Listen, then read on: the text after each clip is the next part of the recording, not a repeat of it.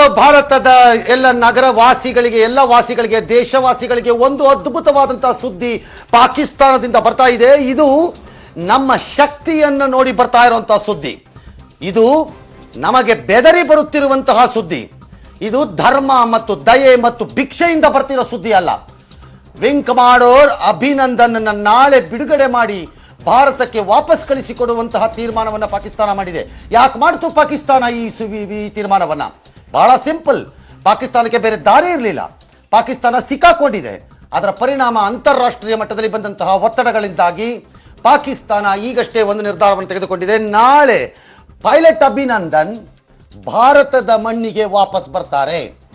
ಅಂದರೆ ಅರ್ಥ, ನಿನ್ನೆ ನಡೆದಂತಹ ದುಸ್ಸಾಹಸ ಏನಿದೆ ಪಾಕಿಸ್ತಾನದ್ದು, ಅದು ಪ್ರಪಂಚಕ್ಕೆ ಗೊತ್ತಾಗಿದೆ.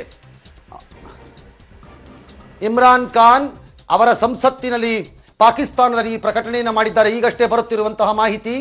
ಎಲ್ಲರೂ ಇಷ್ಟೊತ್ತಲ್ಲಿ ತಡಕ್ಕಂತ ಟಿವಿ ನೋಡ್ತಾ ಇರ್ತೀರಾ ಅಂತ ಅಲ್ಲ. ನೋಡ್ತಾ ಇದ್ದವರು ಬೇರೆಯವ್ರಿಗೆ ಫೋನ್ ಮಾಡಿ ಟಿವಿ ಆನ್ ಮಾಡ್ಕೊಳ್ಳೋಕೆ ಹೇಳಿ, ಬೇರೆ ಬೇರೆ ಮಾರ್ಗದಲ್ಲಿ ತಿಳ್ಕೊಳ್ಳೋಕೆ ಹೇಳಿ. ಇದು ಅದ್ಭುತವಾದ ಮೊದಲ ಜಯ ಭಾರತಕ್ಕೆ, ಉಗ್ರವಾದಿಗಳ ವಿರುದ್ಧ, ದುಷ್ಟ ಪಾಕಿಸ್ತಾನದ ವಿರುದ್ಧ, ಕಂತ್ರಿ ಪಾಕಿಸ್ತಾನಿಗಳ ವಿರುದ್ಧ, ಎಲ್ಲರ ವಿರುದ್ಧ.